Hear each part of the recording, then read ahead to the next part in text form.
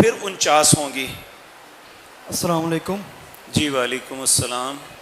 سر آپ نے بتایا کہ طواف زیارہ جو کرنا ہوتا ہے 10 ذی الحج کو کنکریاں مارنے کے بعد قربانی کرنے کے بعد مطلب عام کپڑوں میں آ کے آپ طواف زیارہ کرتے ہو جی تو طواف زیارہ عمرے کی طرح کرنا ہوتا ہے نا، اس میں صفا مروہ کے بھی چکر لگانے ہوتے ہیں کہ نہیں لگانے ہوتے؟ جی صفا مروہ کرنا ہے نا جی۔ اگر آپ حج تمتع کر رہے ہیں تو صفا مروہ کرنا ہے، اگر آپ حج مفرد کر رہے ہیں تو پھر صفا مروہ نہیں کرنا۔ سر کیا فرق ہے ان دونوں حج میں؟ فرق کیا ہے دونوں حج میں؟ میں نے آغاز میں میرے پیارے بھائی عرض کیا تھا آپ نے حج تمتع کرنا ہے، ٹھیک ہے، آپ حج مفرد نہیں کر رہے۔ ٹھیک ہے۔ آپ نے کہا تھا کہ جب اس کو حجر اسود کو جب بوسہ دیتے ہیں تو اس میں دھکا نہیں دینا چاہیے، گناہ ہوتا ہے اس چیز کا، تو پہنچ ہم جاتے ہیں دھکے کے بغیر، لیکن جب ہم نے نکلنا ہوتا ہے نا وہ نکلنا اتنا مشکل ہوا ہوتا ہے، دم گھٹ رہا ہوتا ہے کہ وہ نیچے اتنی اتنی ٹائل ہوتی ہیں کعبہ کے نا، اس میں کوئی شک نہیں ہے، تو وہاں پہ پاؤں رکھ کے ہاتھ آگے کعبے کر کے پیچھے کی طرف دھکا دینا ہوتا ہے۔ اس میں کوئی شک نہیں ہے کہ وہاں جو ہے نا دنگل کر کے ہی حجر اسود کو چوم سکتا ہے، ویسے کوئی نہیں چوم سکتا۔ ایگزیکٹلی، تو پھر کیا آپ کہیں گے کہ کرنا چاہیے اس طرح نہیں کرنا چاہیے؟ میرا خیال ہے معافی دے دیں تو اچھی بات ہے۔ سر معافی ہے۔ انشاءاللہ اللہ آپ کو دیکھیں، اظہار ایک اسلام میں بہت بڑی چیز ہے۔ جب آپ دوسرے کے لیے آپ اپنے آپ کو نرم کر لیتے ہیں تو اللہ آپ کو خوش ہوتا ہے۔ آپ نماز میں کھڑے ہیں نا، تو نماز میں کھڑے بعض لوگ ایسے بڑے آکڑ کے کھلوندے نے، دوسرے نو تنگ کر چھڑ دینے۔ نبی صلی اللہ علیہ وسلم نے فرمایا اچھا پڑوسی نمازی وہ ہے جو اپنے آپ کو نرم کر لیتا ہے۔ افسر پوچھنا تھا کہ پہلے حج کیا ہے میں نے، ابھی اپنی والدہ کے لیے حج کرنے جا رہا ہوں تو ہو جائے گا؟ اسے حج بدل کہتے ہیں۔ تو والدہ حیات نہیں ہے؟ ہاں تو کوئی بات نہیں ہے، اسے حج بدل کہتے ہیں۔ آپ نے اگر اپنا حج کر لیا ہے تو حج بدل کر سکتے ہیں آپ اپنے ماں باپ کی طرف سے، اس میں صرف یہ ہے کہ آپ نے نیت یہ کرنی ہے کہ میں ان کے لیے کر رہا ہوں، بس خلاص۔ ٹھیک ہے، یہ دونوں کو یعنی کہ اجر ملے گا جو کرنے والا ہے؟ نہیں، ایک کے لیے ہوگا۔ ٹھیک ہے، والدہ کے لیے یعنی کہ ہوگا؟ ایک یہ آپ کی مرضی ہے، والدہ کے لیے نیت کرتے ہیں یا والد کے لیے۔ السلام علیکم۔ وعلیکم السلام۔ محترم، اگر کسی بیماری دی وجہ تو 10 ذی الحج نو عمرہ طواف نہیں کر سکتا، وہ اتھی ٹھہریا رہندا ہے، وہ 12 تاریخ نو چلا جاندا ہے عمرہ طواف کر کے پھر اپنے گھر چلا جاندا ہے، کیا طریقہ درست ہے؟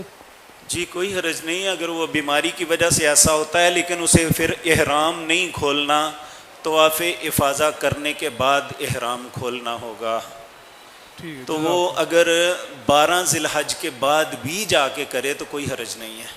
ٹھیک ہے، جزاک اللہ۔ یعنی 12 تک وہ وہاں رہتا ہے مینا میں، 12 کے بعد وہ آ جاتا ہے تو وہ پھر آ کے کرتا ہے تو پھر بھی کوئی حرج نہیں۔ جی السلام علیکم، ہم ایک کاروباری افراد ہیں اور بھائی جان قریب کریں تھوڑی۔ السلام علیکم۔ اب صاحب یہ پوچھ رہے ہیں کہ کاروباری ہم لوگ ہیں، کسی کا ہم نے پیسہ دینا ہے تو وہ دے کے نہیں جاتے، یا کسی کو لکھوا کے نہیں جاتے کہ ہم نے اس بندے کے اتنے پیسے دینے ہیں، وہ پیسے دب جاتے ہیں، تو اس کے لیے کیا حکم ہے؟